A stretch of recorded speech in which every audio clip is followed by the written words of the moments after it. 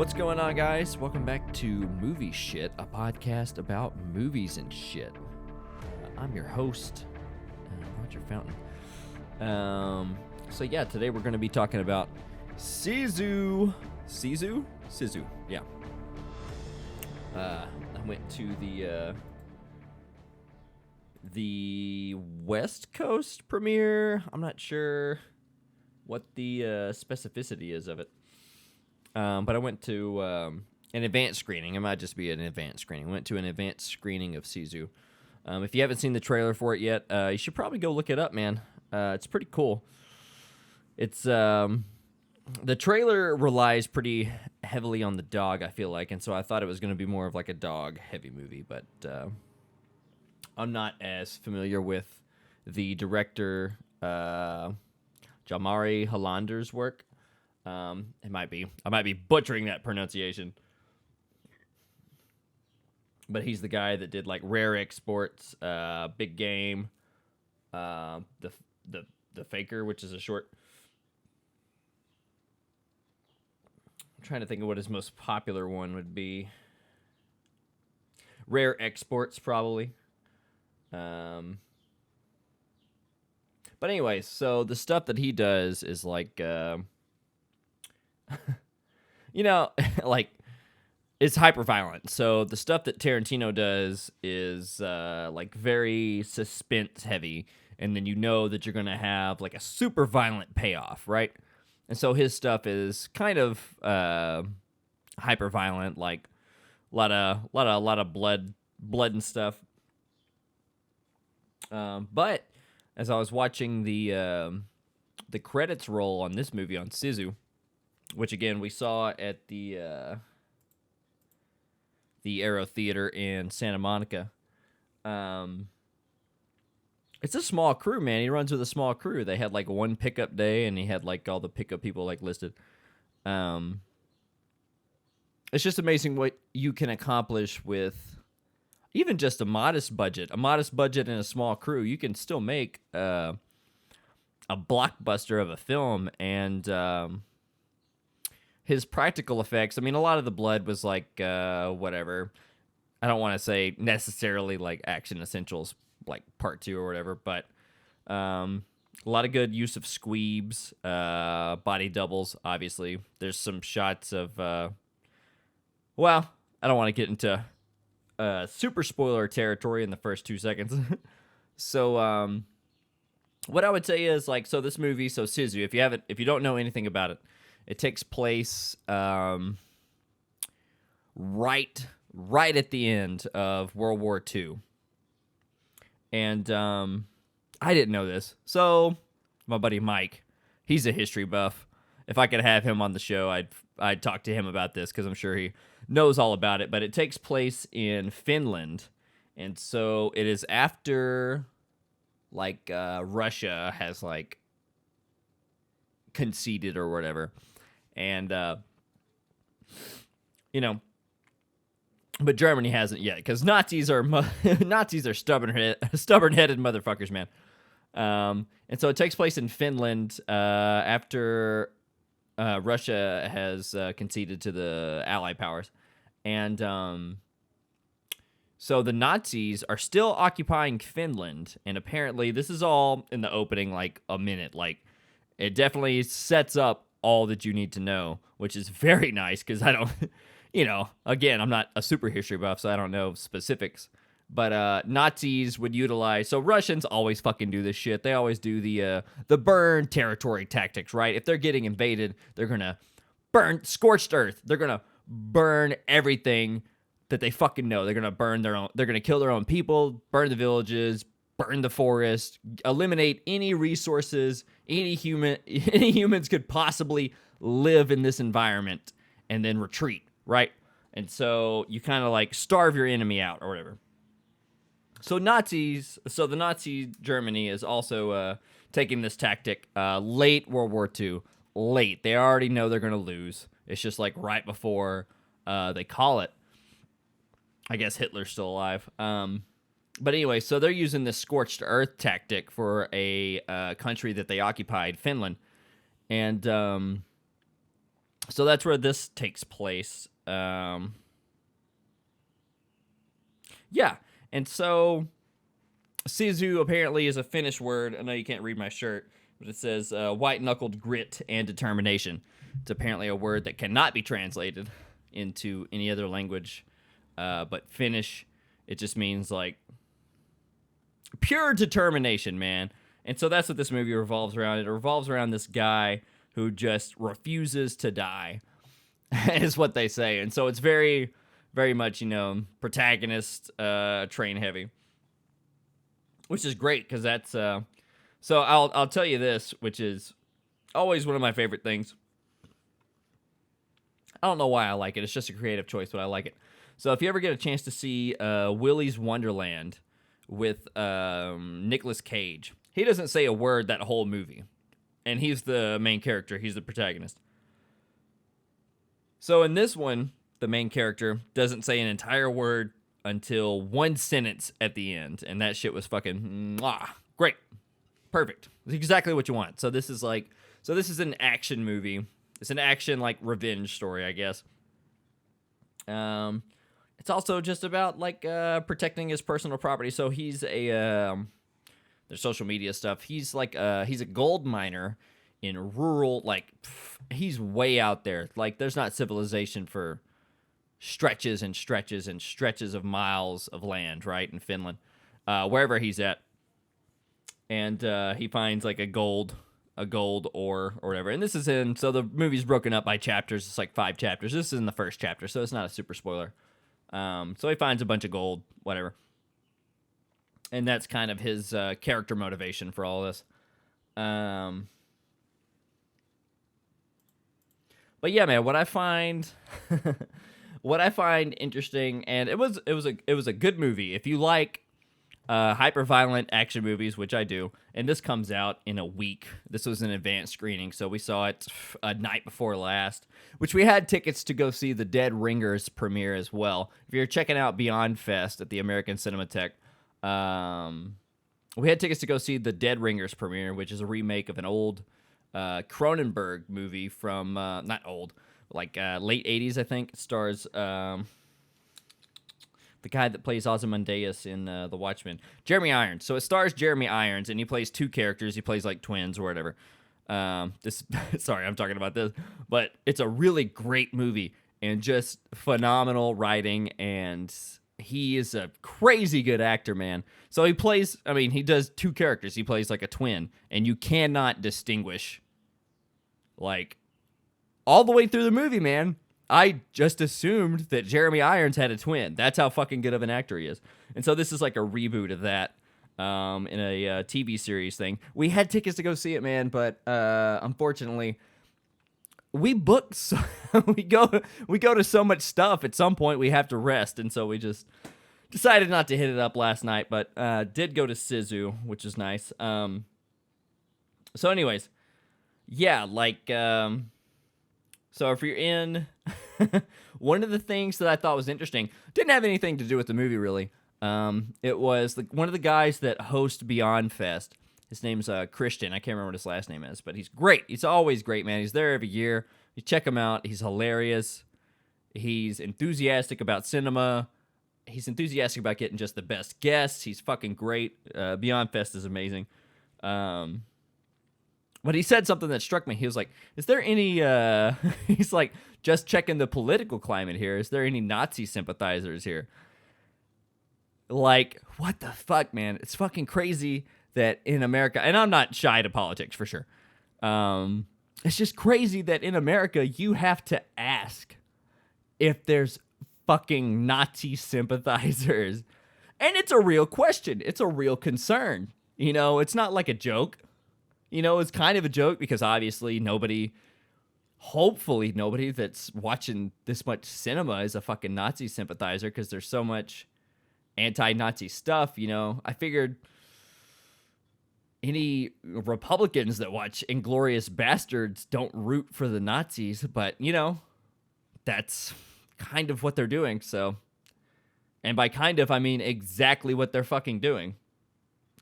Anyways, he had to ask that question, and it just struck me as, like, yeah, some of the opening scenes I'm going to get into. So now's the point to stop for spoiler territory, because I'm going to start getting into more specifics of the plot and the characters and stuff. I recommend going and watching Sisu. It's a good time if you can handle ultra violence and revenge flicks and things of that nature.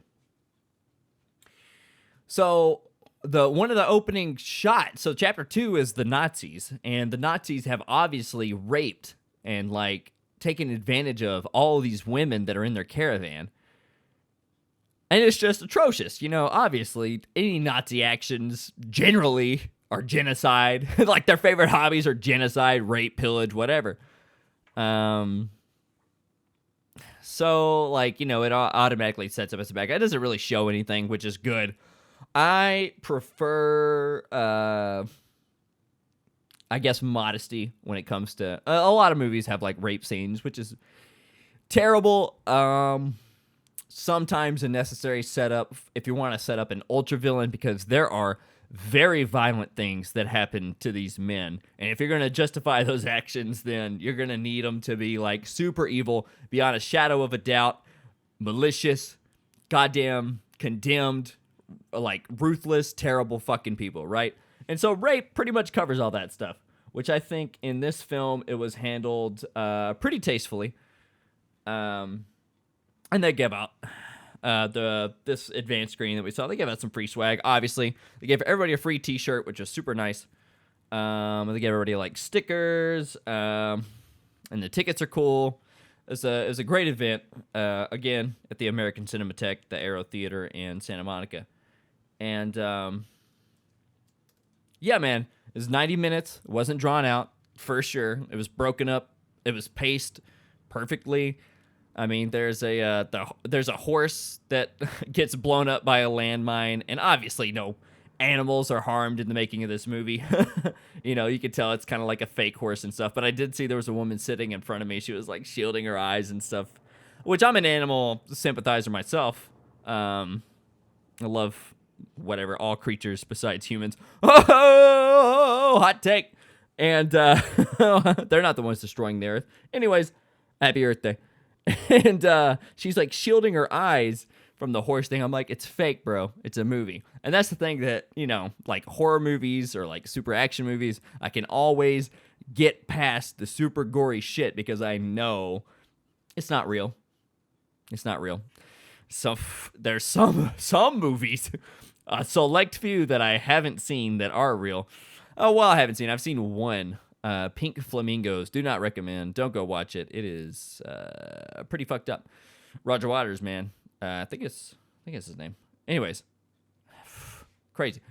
Not Roger Waters. Fuck, man. John. I can't remember his name. Anyways, don't go watch it. And then there's some stuff that has like actual murder and actual cannibalism and stuff, and I'm not gonna watch that just because it fucks with me too much. But anyway, so this is a movie based at the end of World War II, so it's a war movie, a wartime movie, obviously. So if you saw Fury with Brad Pitt, they're just like manning a tank across the countryside and had like lasers and stuff, kind of, or whatever, light guided bullets, tracer rounds. Thank you, Jesus. Tracer rounds and stuff. It kind of looked like a Star Wars movie. This is not that. This is, and I'm not going to say realistic, but it is, it's ridiculous. It's ridiculous. Let me tell you the amount of ridiculous violence this movie has, okay? Holy shit. This guy is, like, chapter 3, I think, was called The Legend or something. And he's running from the Nazis. And he's like, jumps into this pond, and he cuts guys' throats open to suck the oxygen out of their lungs so he can stay underwater longer so they don't shoot him. Like, the amount of survivalistic stuff in this is fucking crazy. And I want to give a quick shout out to the cast because they all just do a fucking great job, man. I'm not going to be able to pronounce these names. Jorma Tamilia, Jack Doolan, Omni Tamilia. Ooh, I didn't know they were. I wonder if they're related. That'd be interesting. Axel Haney, Mimosa Walamo. Yes, the ladies. The ladies in this movie are very powerful, which, in a lot of like Nazi revenge flicks and stuff, they don't quite get the shine that they deserve. But since these are set up in the opening and like they're obviously being abused and stuff, and she knows, I guess they're Finnish. They're either Finnish or Russian. And she knows about the legend of this guy who can he's not immortal. He just refuses to die, is what they say. And he's just, the toughest son of a bitch that's ever fucking lived. It's like World War II John Wick is kind of how I would describe it. And if that just sets off all kinds of tinglies in your head and you're like, yes, fucking go watch Sisu, man. It's great. Arttu Kapolainen, Vincent Willestrand, Tatu Sinisalo, and Maya Heikkinen. Anyways, I'm just listing off people. Again, it's a relatively small crew for a movie. There's not like an exponential amount of characters or anything. It's not like an MCU or shit to fucking keep up with. But it's a very solid, self-contained revenge flick with a lot of blood and, again, stunts that are fucking ridiculous. Like, whatever. He just hangs on to like the bottom of a tank. It's like Rambo, man. It's kind of like Rambo. So if you're into that sort of stuff, definitely check out Sisu. And since we are in the spoiler territory, I will spoil that the dog does not die, which is fantastic. And the crowd that I saw it with was just great because, as a revenge flick, you always want to, like, cheer when the bad guys are getting massacred. And, like, I think one of the last things Christian said before the movie started, he was like, kill all Nazis. I'm like, yeah, you fucking wish all Nazis were dead, right? But they're fucking not. For some reason, white supremacy persists, which is terrible.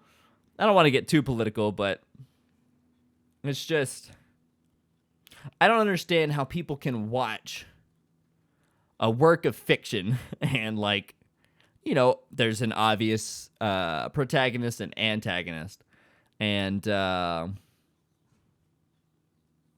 root for the antagonist. And it doesn't necessarily even have to be fiction. If it's a historical fiction, like, yes, this time, this place, this setting happened. Obviously, the guy didn't exist. And, like, maybe this whole situation, like, this minute on the micro scale didn't exist. But on the macro scale, World War II fucking happened, and it's real. And people still make the same mistakes, man. People still believe in the same propaganda and brainwashing. And it's not specific to the United States. It's world round, but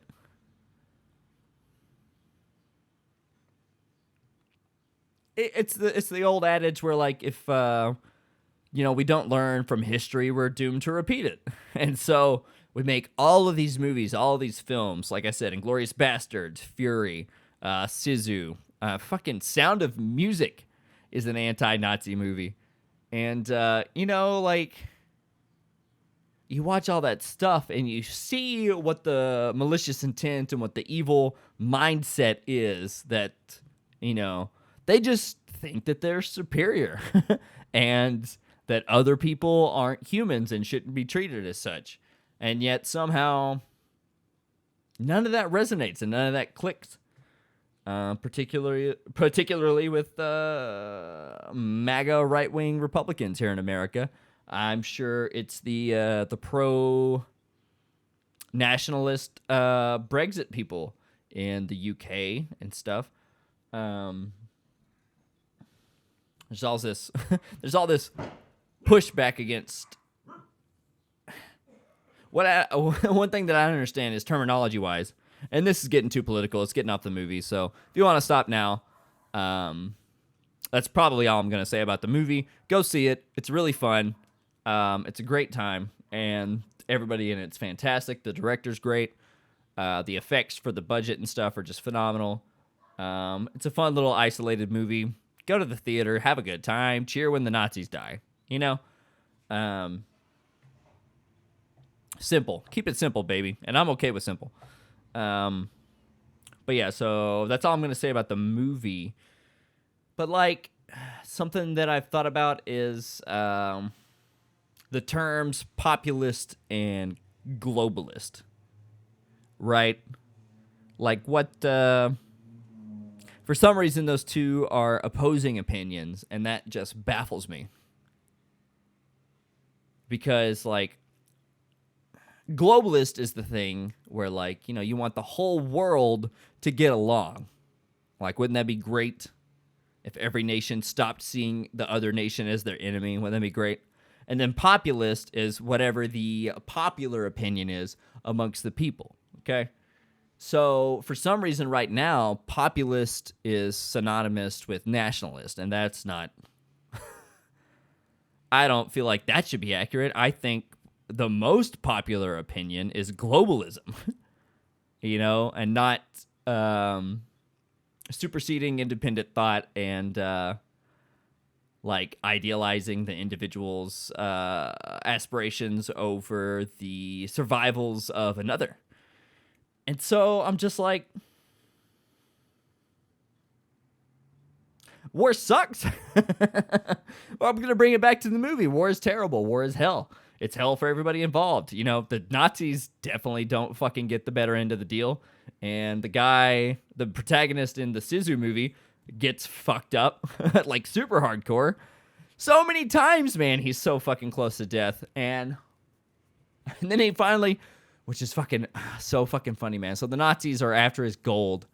And, they get it for like a brief stint, but they're also fucking stupid, and he like exploits that and takes care of them. The final line that he says, he gets to the bank, and he's like, "I want bills, big ones. It'll be lighter to carry." Like, that's it, and that's how the movie ends, and it's just fucking, it's fantastic from start to finish. I said that was the last thing I'd say about the movie, but it's relevant. And so that's kind of the mindset of the Nazis wanted the gold because after the war was over, that they knew that they were going to get ostracized from society or whatever because the things that they did were evil, right? And so that's the big thing in Inglourious Bastards is the Nazi wants to come to America and be redeemed and not have to pay. Played by the fantastic Christoph Waltz. I think that's his name. Hold on. I love him. How do I not know his name?